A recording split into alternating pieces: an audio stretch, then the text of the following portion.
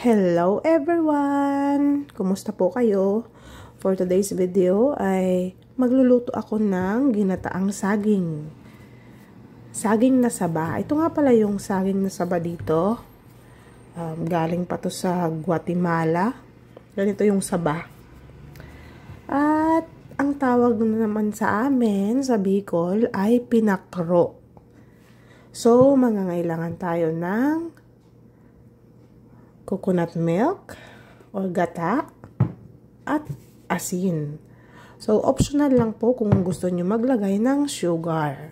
Kasi mas masarap naman talaga yung matamis-tamis. Ang unang gagawin ay balatan ang mga saging. So, kapag hilaw ay medyo mahirap talagang balatan.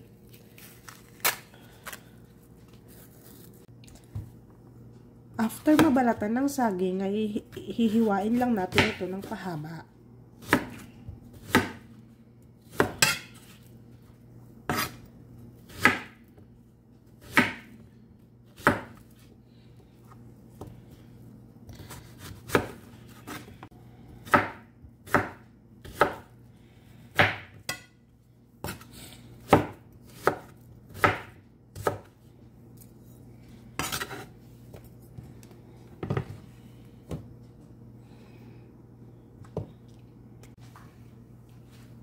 Ito na ang mga saging. Hinugasan ko rin po ito.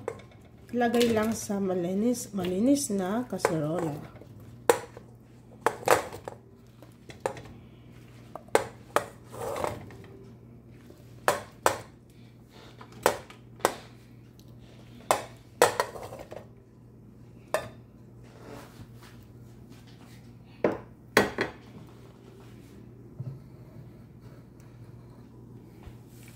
Ilagay ang gata.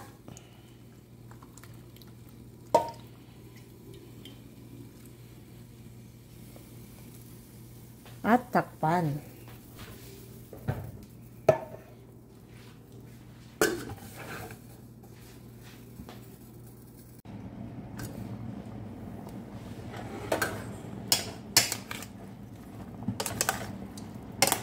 Halu-haluin lamang ito at pwede nang lagyan ng asin.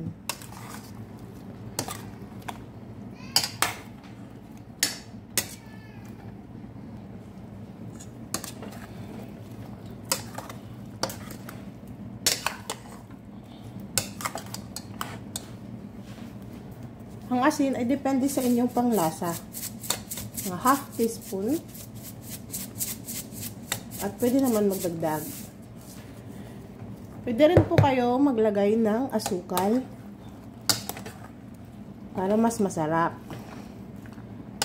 Sa ngayon kasi ay hindi ako maglalagay ng asukal.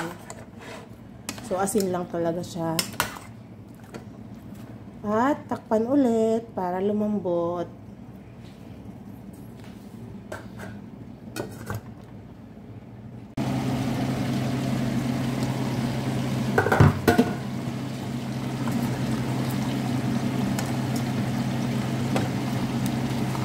Halo-haloin lang para maluto yung nasa ibabaw. At huwag masyadong malakas yung apoy.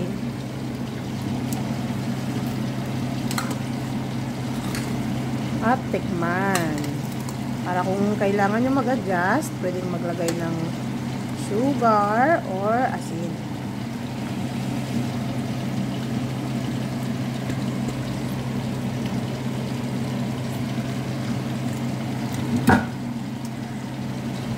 Takpan ulit, maya-maya ay luto na to.